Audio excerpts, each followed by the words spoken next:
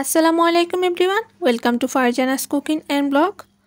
আজ আমি আপনাদের সাথে কোনো ধরনের রান্নার ভিডিও অথবা ব্লগ ভিডিও শেয়ার করছি না। আজ আমি আপনাদের সাথে খুবই গুরুত্বপূর্ণ একটি ভিডিও শেয়ার করছি। সেটা হচ্ছে, অনেকেই নতুন সংসার শুরু করলে বুঝতে পারেন না কত টাকা কোন খাতে ব্যয় করলে সংসারে কিছুটা টাকা সঞ্চয় করা যাবে অথবা সব কিছু সমানভাবে বন্টন করা যাবে। তো আজ আমি আপনাদের সাথে সেটাই খুব সুন্দর করে শেয়ার করছি। আশা করছি আপনাদের এই ভিডিওটি খুবই উপকৃত হবে, বিশেষ করে নতুন সংসার যারা শুরু করেছেন তাদের জন্য। তো আজ আমি আপনাদেরকে দেখাবো 25 থেকে 30 হাজার টাকা বাজেটের মধ্যে আপনারা কিভাবে সংসারের সমস্ত কিছুই এই টাকার মধ্যেই খরচ করে থাকবেন। তো চলুন ভিডিওটি শুরু করে নিই। তো প্রথমে আমি আপনাদেরকে বলবো, যাদের বাজেট 25 হাজার টাকা মানে মাসিক ইনকাম হচ্ছে 25 হাজার টাকা, তারা কিভাবে সংসারে যাবতীয় সব কিছু এই টাকার মধ্যে মেনটেন করে থাকবেন। তো আমাদের সবচেয়ে প্রয়োজনীয় যে জিনিসটা সেটা হচ্ছে বাসা ভাড়া। আপনার ইনকাম যদি 25 হাজার টাকা হয়ে থাকে তাহলে সেই ক্ষেত্রে আপনি বাসাটা নেওয়ার চেষ্টা করবেন 7 থেকে 8 হাজার টাকার মধ্যেই।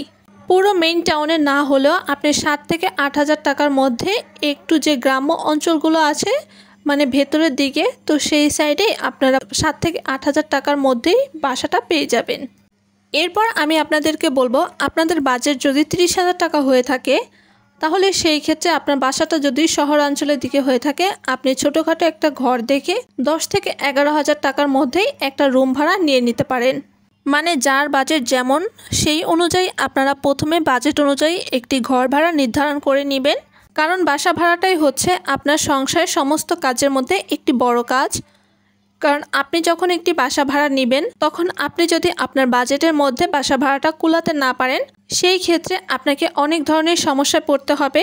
কারণ আপনি চাইলে হুট করেই একটি বাসা থেকে বেরিয়ে যেতে পারবেন না, সেখানে কমপক্ষে আপনাকে 2-3 মাস অথবা 6 মাস থাকতে হবে। তো তার জন্য বাসা ভাড়াটা নেওয়ার আগে আপনি অবশ্যই আপনার বাজেটের মধ্যে বিবেচনা করেই বাসাটা নিয়ে থাকবেন। তো এরপর আমি আপনাদেরকে যেটা বলবো সেটা হচ্ছে স্কুল বেতন। তো অনেকেরই আছে 2-3টা বাচ্চা থাকে অথবা একটা বাচ্চা থাকে স্কুল পড়ুয়া।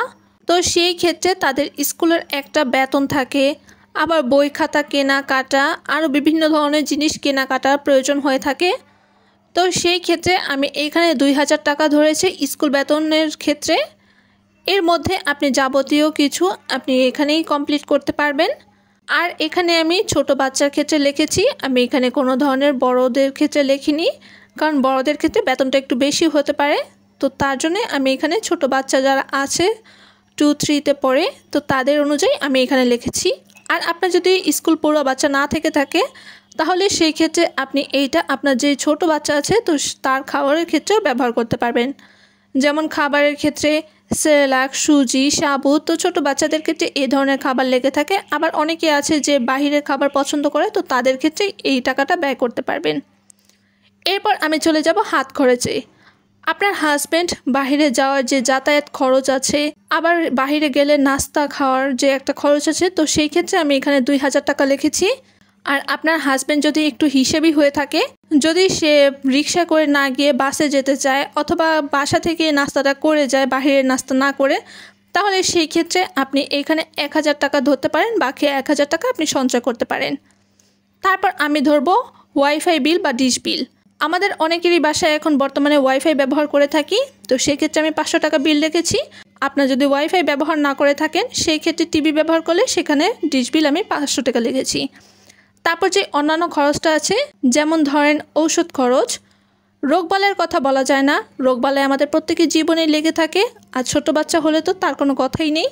ছোট বাচ্চাদের সর্দি কাশি এগুলো অনায়াসে লেগেই থাকে, মানে মাসে 2 মাসে 3 মাসে এরকম লেগেই থাকে। তো সেই ক্ষেত্রে আমি এখানে 1000 টাকা ঔষধ খরচের জন্য লিখেছি।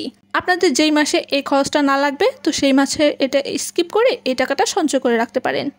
তারপর আমি চলে যাব শুকনা বাজারের ক্ষেত্রে।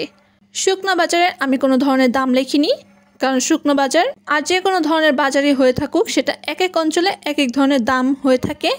তার জন্য আমি এখানে কোনো ধরনের দাম লিখিনি, এটা আমি পরিমাণ লিখেছি। এখানে আমি 4 জনের জন্য যেই ধরনের জিনিস প্রয়োজন তো সেগুলো আমি এখানে কাউন্ট করে লিখেছি। যেমন আমার ঘরে 4 জন মেম্বার, সেক্ষেত্রে আমার 25 কেজি চাল আনলে অনায়াসে চলে যায় 1 মাস। 1 মাস না গেলেও আমার এখানে 27 থেকে 28 দিন অনায়াসে চলে যায়। আমি, আমার হাজব্যান্ড, আমার বড় একটা ভাসুর আর আমার ছোট্ট একটা মেয়ে থাকি। তো সেই ক্ষেত্রে 25 কেজি চালেতেই আমাদের হয়ে যায়। আপনাদের ঘরের মেম্বারও যদি 4 জন হয়ে থাকে, যেমন স্বামী, স্ত্রী আর 2টা ছোট ছোট বাচ্চা, তাহলে সেই ক্ষেত্রে তো 25 কেজি চাল 1 মাসের বেশি চলে যাবে। তো এরপর আমি ডালের ক্ষেত্রে এখানে আমি 2 কেজি মসুরি ডাল ব্যবহার করে থাকি।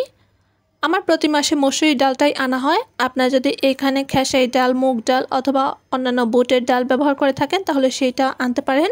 আমি মাঝে মাঝে 1 পোয়ার মতন মুগ ডালও এনে রাখি, সেটা খিচুড়ি খাওয়ার ক্ষেত্রে। তো প্রায় সময় আমার আনা হয় না, আমাদের এখানে বোয়াটাই খাওয়া হয়, খিচুড়িটা তেমন একটা খাওয়া হয় না। সেই ক্ষেত্রে আমার 2 কেজি ডালেই হয়ে যায়। এরপর লবণ আমার 1 কেজি অনায়াসে 1 মাস চলে যায়। তারপর যে চিনির ব্যাপারটা আছে, তো সেইটাও আমার 1 কেজি লাগে 1 মাসে। আমার তেমন একটা চিনির প্রয়োজন হয় না, চা খাওয়ার ক্ষেত্রে আমি জাস্ট অল্প করে ব্যবহার করে থাকি। আর গরমের টাইমে দেখা যায় আমার হাজব্যান্ডকে শরবত গুলিয়ে দিয়ে থাকি, তো সেই ক্ষেত্রে চিনিটা বেশি ব্যবহার করা হয়ে থাকে। তো অনেকেরই পরিবারে আছে যে চিনিটা বেশি খাওয়া হয়, দুধের মধ্যে দিয়ে খাওয়া, চায়ের মধ্যে দিয়ে খাওয়া, তো তার জন্য আমি 1 কেজি বেশি করে লিখে রেখেছি। এরপর আমি সরিষার তেলটা ব্যবহার করে থাকি, সেটা আমার 1 মাসে 3 লিটার প্রয়োজন হয়ে থাকে। আর প্রায় সময় আমি 1 পোয়ার মতন আমি সয়াবিন তেলটা এনে রাখি, সেটা আমি মাঝে মধ্যে ভাজাভাজির ক্ষেত্রে ব্যবহার করে থাকি। তবে আমি সবসময় চেষ্টা করি সরিষার তেলটাই ব্যবহার করার জন্য, সেইটা আমার 3 লিটার অনায়াসে চলে যায়। আর যদি আপনারা অতিরিক্ত ভাজা পরে খেয়ে থাকেন তাহলে সেই ক্ষেত্রে তেলের পরিমাণটা একটু বেশি লাগতে পারে। তারপর যে গরম মশলা আছে, তো সেইটা হচ্ছে এলাচ, দারচিনি, লবঙ্গ, তেজপাতা, তো সেইটা আমি 100 টাকার আনিয়ে রাখি। আমাদের এখানে মিক্স করে বলতে তারাই 100 টাকা সুন্দর করে মিক্স করে দিয়ে দেয়। তো সেইটা আমার 1 মাস অনায়াসে চলে যায়, কারণ সপ্তাহে আমাদের একদিনেই মাংস খাওয়া হয়ে থাকে। তো সেই ক্ষেত্রেই গরম মশলা 100 টাকার আনলে অনায়াসে 1 মাস চলে যায়। তারপর আসি জিরার ব্যাপারটাতে। জিরা এখানে আমি 100 গ্রাম আনিয়ে রাখি। 50 গ্রাম আমি আদা রসুন ব্লেন্ড করার সময় দিয়ে থাকি, আর বাকি 50 গ্রাম আমি তেলে সেটাকে গুঁড়ো করে নিই। তো রান্না করার শেষে জিরার গুঁড়োটা আমি দিয়ে থাকি, তো তার জন্য 2টা মিলিয়ে আমি 100 গ্রাম আনিয়ে থাকি। এরপর যে শুকনো মরিচ আছে, তো সেইটা আমি অল্প করে 10 টাকার আনিয়ে রাখি। এই 10 টাকায় আমার 1 মাস অনায়াসে চলে যায়, কারণ আমি শুকনো মরিচ তেমন কিছু একটাতেই ব্যবহার করি না, শুধুমাত্র ভর্তা বানানোর ক্ষেত্রে ব্যবহার করি, তাই 10 টাকার আনিয়ে রাখি। এরপর যে গুঁড়া মশলাগুলো আছে, তো সেগুলো ছোট প্যাকেট আনিয়ে রাখি, যেমন ধনিয়ার গুঁড়া, গরম মশলার গুঁড়া, তো এগুলো আমি ছোট প্যাকেটে আনিয়ে রাখি। আর হলুদের গুঁড়া, মরিচের গুঁড়া, সেটা আমি হলুদের গুঁড়া 200 গ্রাম আনিয়ে রাখি, আর মরিচের গুঁড়া 150 গ্রাম আনিয়ে রাখি। এতে আমার 1 মাস খুবই সুন্দরভাবে চলে যায়। আর আপনারা যদি এক্সট্রা করে হলুদ আর মরিচ কিনে রোজে শুকিয়ে সেটা এক্সট্রা করে গুঁড়ো করে নিতে পারেন, তাহলে তো 6 মাস অনায়াসে খুব সুন্দর করে চলে যায়। তো তারপর আমি আসবো আদা রসুনের ব্যাপারে। আদা রসুন আমি এখানে 1/2 কেজি করে আনিয়ে রাখি, মানে 1/2 কেজি আদা আর 1/2 কেজি রসুন, 2টা মিলিয়ে মোট 1 কেজি। তো এগুলো আমি সব কিছু একসাথে কেটে কুটে ব্লেন্ড করে রেখে দেই ফ্রিজের মধ্যে। অর্ধেকটা পরিমাণ আমি ডিপ ফ্রিজে রাখি আর অর্ধেকটা নর্মালে রাখি। তো সব কিছু আমার 1 মাস খুবই সুন্দর করে চলে যায়। তারপর পেঁয়াজ আমার এখানে 3 কেজি প্রয়োজন হয়ে থাকে। 3 কেজি আমি অবশ্য একসাথে আনিয়ে রাখি না, কারণ পেঁয়াজ হচ্ছে একটা পচনশীল দ্রব্য। তো সেটা একসাথে বেশি করে আনলে সেটা পচে যেতে পারে। তো তার জন্য আমি প্রথমে 1 কেজি বা 2 কেজি করে আনি, তারপর বাকি আবার 1-1.5 কেজি আনিয়ে রাখি। তো মোট আমার 3 কেজিতেই হয়ে যায়। তারপর আলুটা আমার 3 কেজি পরিমাণ লাগে, কারণ আলু আমাদের এখানে বেশি খাওয়া হয়ে থাকে। মুন্সিগঞ্জের মেয়ে বলে কথা। তো তরকারিতে দেখা যায় লম্বা লম্বা করে আলু আর টমেটো দিয়েই তরকারিটা ঝোল ঝোল করে খাওয়া হয় বেশি। তো আলু আমার 3 কেজি মাসে লাগে। তারপর ডিমের ক্ষেত্রে আমি একটু বুদ্ধি করে চলি, যেহেতু মানুষ আমরা বড় 3 জন আছি, তো সেই ক্ষেত্রে আমি 2টা ডিমকে 3 ভাগ করে থাকি। তো সেই ক্ষেত্রে আমার প্রতিদিন 2টা করে ডিম লাগে, তো মাসে 60টা। তো আমি এখানে 60টা ডিম লিখেছি। এরপর আমি আটাটা আনিয়ে রাখি 2 কেজি পরিমাণ। মাঝে মাঝে আমি সকালে চেষ্টা করি নাস্তাতে আটা দিয়ে রুটি করে রাখার জন্য, তো তার জন্য আমি 2 কেজি আটা আনিয়ে রাখি। তারপর আসি লাচ্ছা সেমাইয়ের ব্যাপারে। লাচ্ছা সেমাই আমি সবসময় 1 প্যাকেট আনিয়ে রাখি বাসার মধ্যে, কারণ মেহমান কখন হুট করে চলে আসে তা তো বলা যায় না। তো সবসময় একটা প্যাকেট যদি সেমাই ঘরের মধ্যে থাকে, তাহলে কেউ হুট করে বাসায় চলে আসলে তাকে রান্না করে দেওয়া যায়। তারপর নুডলস হচ্ছে আমি আর আমার মেয়ে খেতে অনেক পছন্দ করি, তো তার জন্য আমি এখানে 3 প্যাকেট নুডলস বড় আর ছোটো প্যাকেট মিলিয়ে আমি আনিয়ে রাখি। এরপর টিস্যু পেপার আমার মাসে একটাতেই হয়ে যায়। তারপর আমি এসেছি হারপিকও আমার একটা আনলে 1.5 মাস থেকে 2 মাস অনায়াসে চলে যায়। মানে আমি এখানে লিস্টটা এমনভাবে তৈরি করার চেষ্টা করেছি যাতে ছোট বড় সব সংসারেই মানে নতুন একবারে যারা শুরু করতে চাচ্ছে তারা এই লিস্টটা থেকে কিছুটা হলেও একটু ধারণা পেয়ে থাকে। তারপর যে গোসল করার সাবানটা আছে তো সেইটা আমি 2টা আনিয়ে রাখি, একটা আমাদের ওয়াশরুমে দিই আর একটা আমার ভাসুরের ওয়াশরুমে দিয়ে থাকি। এরপর আমি গুঁড়া সাবানটা 1 কেজি পরিমাণ আনিয়ে রাখি, সেটা আমি 2 ওয়াশরুমে অর্ধেক পরিমাণে দিয়ে রাখি। তারপর যে ভীম সাবানটা, আমি ভীম সাবান ব্যবহার করে থাকি, আমি লিকুইডটা ব্যবহার করি না। তো এটা 40 টাকা দামে বড় একটা প্যাকেট আনলে তো সেটাতে আমার হয়ে যায়। পেস্ট আমি একটা ব্যবহার করে থাকি। আর লাস্টে দিয়ে এখানে আমি কসমেটিক লিখেছি। তো কসমেটিকটা হচ্ছে আমার মাসে দেখা যায় স্নো দরকার হয়, পাউডার দরকার হয়, তারপরে বিভিন্ন ধরনের ফেস ওয়াশ, তো মেয়েদের আছে না বিভিন্ন ধরনের কসমেটিকের প্রয়োজন হয়ে থাকে। তো এগুলো আমি 1000 টাকা ধরেছি। আমার স্নো পাউডার এগুলো 1 মাস আনলে অনায়াসেই 2 থেকে 2.5 মাস চলে যায়। তো প্রতি মাসে এটার কোনো প্রয়োজন হয় না। তারপর আমি 1000 টাকা এখানে রেখে দিয়েছি। মাঝে মাঝে আমার প্রয়োজন হয়, মাঝে মাঝে আমার মেয়ের প্রয়োজন হয়, তাই আমি 1000 টাকা লিখে দিয়েছি। তো উপরে যে আমি শুকনো বাজারটা লিখেছিলাম সেখানে আমার প্রায় 5000 টাকার মতন খরচ হয়ে থাকে, তো সেটাও আমি উপরে লিখে দিয়েছি। তারপর আমি সবার শেষে আসি অন্যান্য খরচে। অন্যান্য খরচটা হচ্ছে সবজি, মাংস, মাছ এগুলো। তো আমি সবজি আমাদের ঘরে তেমন একটা প্রয়োজন হয় না, মানে বেশি একটা খাওয়া হয় না। বেশি আমার হাজব্যান্ড খেতে পছন্দ করে ভুনা তরকারিটাই, তাই আমি পেঁয়াজ বেশি করে আনিয়ে রাখি। আর সবজি আমার সপ্তাহে 1 দিন আনলেই হয়ে যায়। তো 300-400 টাকা সবজি আনলে আমার হয়ে যায়। তো এখানে আমি সবজিটা 1500 থেকে 2000 টাকায় লিখে রেখেছি মাসে। এরপর যে মাছের ব্যাপারটা আছে, মাছ ছোট বড় মিলিয়ে আমি এখানে 2500 থেকে 3000 টাকা লিখেছি। কারণ আমি একই মাছ দেখা যায় প্রতি মাসেই খাওয়ার চেষ্টা করি, যেমন রুই মাছ, পাবদা মাছ, চিংড়ি মাছ, তো এইসব ধরনের মাছ আনিয়ে থাকি। তো এর থেকে আমার একটা আন্দাজ চলে এসেছে এখানে আমার 2500 থেকে 3000 টাকার মধ্যে মাছ কমপ্লিট হয়ে যায়। তারপর মুরগি এখানে 1 মাসে আমার 4টা প্রয়োজন হয়, 3 কেজি পরিমাণের হলে 4টাতে হয়ে যায়। তো সেইটাই আমি প্রতি সপ্তাহে কিছু কিছু করে ভাগ করে রাখি, মানে 3 কেজি মাংস আমি কিছু কিছু ভাগ করে রাখি, প্রতি সপ্তাহে 1 দিন করে রান্না করি। তো সেই ক্ষেত্রে হয়ে যায়। মানে আমার হাজব্যান্ড দেশি মুরগিটা বেশি পছন্দ করে, তো সেই ক্ষেত্রে গত মাসে এনেছিল 300 টাকা করে কেজি, সেক্ষেত্রে আমি 900 টাকা লিখেছি 3 কেজির ক্ষেত্রে। দামটা আসলে এক এক সময় এক একটা হয়ে থাকে, দামটা কমা ওঠা করতেই থাকে। তো অনেক সময় আছে 250 টাকা, 60 টাকা, 80 টাকা এর মধ্যে হয়ে যায়। তারপর আমি একটু বেশি করেই 900 থেকে 1000 টাকার মধ্যে লিখে রেখেছি। এরপর গরুর মাংস দেখা যায় আমাদের ঘরে 2 কেজি করে আনলে সেই ক্ষেত্রে 2 কেজি আমি 3 ভাগ করে থাকি। তো 2 কেজি আনলে আমাদের এখানে অনায়াসে 3 মাস চলে যায়। আর যাদের গরু মাংস খাওয়া নিষেধ আছে, মানে প্রেশারের সমস্যা আছে, তারা চাইলে এটাকে বাদও দিতে পারেন, অথবা ফ্রিজে 2 একটু রাখতেও পারেন। কখন মেহমান চলে আসে তা তো বলা যায় না। তো সেই ক্ষেত্রে আমি এখানে গরুর মাংসটা লিখে রেখেছি, তবে কোনো পরিমাণ লিখিনি। এরপর চলে আসি সংসারের টুকটাক কেনাকাটার কথায়।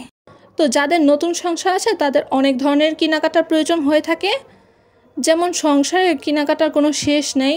ছোট ছোট ডিব্বা ডাব্বা এইটা সেটা লাগতেই থাকে। তো সেই ক্ষেত্রে আমি প্রতি মাসে 1000 টাকা ধরেছি। আর আপনার যদি একটু পুরাতন সংসার হয়ে থাকে, মাসে মাসে কিনা না লাগায়, তাহলে সেই ক্ষেত্রে আপনি 1000 টাকা সঞ্চয় করে রাখতে পারেন।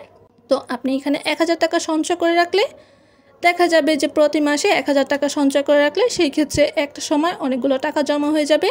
সেক্ষেত্রে আপনি একটা বড় কোনো ফার্নিচার বানিয়ে ফেলতে পারেন। আর ছোট বাচ্চাদের ক্ষেত্রে আমি 1000 টাকা রেখেছি। খাবারের ক্ষেত্রে অনেকে আছে সেরেলাক, তারপর হরলিক্স, কমপ্লেন এগুলো খাইয়ে থাকে। তো সেই ক্ষেত্রে আমি 1000 টাকা লিখে রেখেছি। আমি এখানে যেভাবে করে হিসাব করেছি, তো সেইখান থেকে আপনারা অনেক টাকায় অনেকভাবে সেভ করতে পারেন। তো ভিডিওটা অনেক বেশি লং হয়ে যাচ্ছিল, তো তার জন্য আমি চেষ্টা করেছি অনেক দ্রুত কথা বলার জন্য। যদি আমার কথার মধ্যে অনেক ধরনের ভুল ত্রুটি হয়ে গিয়েছে, তো আপনারা সবাই এইগুলোর ক্ষমার দৃষ্টিতে দেখবেন। আমি চেষ্টা করেছি ছোট বড় যে কোনো ধরনের সংশয় যাতে আপনারা কিছুটা হলেও আমার আজকের এই ভিডিওটা দেখে একটু ধারণা নিতে পারেন। আমি যেভাবে মূলত এখানে হিসাবটা দেখিয়েছি, এখান থেকে আপনারা চাইলে অনেক ক্ষেত্রেই টাকাগুলো সেভ করতে পারেন। যেমন এইখানে আমি ওষুধ খরচ যে লিখেছি, তো সেইটা আপনাদের প্রয়োজন না হলে এখান থেকে 1000 টাকা আপনারা সঞ্চয় করে রাখতে পারেন। আর যে হাত খরচটা আছে, তো আপনার হাজব্যান্ড যদি একটু হিসেবি হয়ে থাকে, হাত খরচটা একটু কম খরচ করে থাকে, তাহলে সেই ক্ষেত্রে আপনি এখান থেকে 500 বা 1000 টাকা সঞ্চয় করে রাখতে পারেন। এরপর যে স্কুল বেতনটা আছে, তো আপনি যদি ছোট কোনো বাচ্চা থেকে থাকে যাদের স্কুলে পড়ার কোনো প্রয়োজন না হয়ে থাকে, তাহলে সেই ক্ষেত্রে আপনি এখানে 2000 টাকা আপনার ছোট বাচ্চার খাবারের ক্ষেত্রে ব্যবহার করতে পারেন। আর এই যে আমি হরলিক্স কমপ্লেনের জন্য যে 1000 টাকা রেখেছি, তাহলে সেই ক্ষেত্রে আপনি এই 1000 টাকা সঞ্চয় করে রাখতে পারেন। মানে আমরা মেয়েরা চাইলেই অনেকভাবে অনেক কিছু করতে পারি। চাইলেই আমরা সংসারের বিভিন্ন খরচ থেকে টাকা অল্প অল্প করে জমিয়েও রাখতে পারি। অনেকভাবে আমরা টাকাটা সঞ্চয় করে রাখতে পারি। তো এখানে আমি চেষ্টা করেছি সব কিছুই বেশি বেশি করে হিসাব করে রাখার জন্য, কারণ এক এক অঞ্চলে এক এক ধরনের জিনিসপত্রের দাম হয়ে থাকে, ঘর ভাড়া এক এক রকম হয়ে থাকে। তাই আমি চেষ্টা করেছি একটু বেশি বেশি করেই দেখানোর জন্য, এতে করে যাতে আপনি এখান থেকে সামান্যতম একটু ধারণা নিয়ে সংসারটা শুরু করতে পারেন। অনেকেই আছেন সংসার শুরু করতে গিয়ে কী থেকে কী করবেন তারা বুঝতে পারেন না, তাদের জন্য আমি আজকে এই ভিডিওটি করেছি যাতে আপনারা একটু উপকৃত হতে পারেন। আপনারা একটু বুদ্ধি করে চললেই এই 30,000 টাকার মধ্যে থেকে আপনারা অনায়াসেই প্রতি মাসে 2 থেকে 3,000 টাকায় সঞ্চয় করে রাখতে পারেন। তো ছোট ছোট টাকা থেকে দেখা যায় একটা সময় অনেক বড় একটা অ্যামাউন্ট হয়ে দাঁড়ায়। তো আমাদের সকল গৃহিণীদের উচিত কিছুটা পরিমাণ সঞ্চয় করে রাখার জন্য, ভবিষ্যতের জন্য। তো আমার আজকের ভিডিওটি দ্বারা যদি আপনাদের কোনো অংশে একটু উপকৃত হয়ে থাকে, প্লিজ আমার চ্যানেলটি সাবস্ক্রাইব করে দিবেন। সবাই ভালো থাকবেন, সুস্থ থাকবেন, আমাদের জন্য দোয়া করবেন। পরবর্তী ভিডিও আপনারা কেমন দেখতে চান তা অবশ্যই কমেন্ট করে জানাবেন। আজকের মতন এখানেই বিদায় নিচ্ছি, দেখা হয়ে যাবে পরবর্তী কোনো ভিডিওতে। সেই পর্যন্ত আপনাদের সবাইকে জানাই আল্লাহ হাফিজ।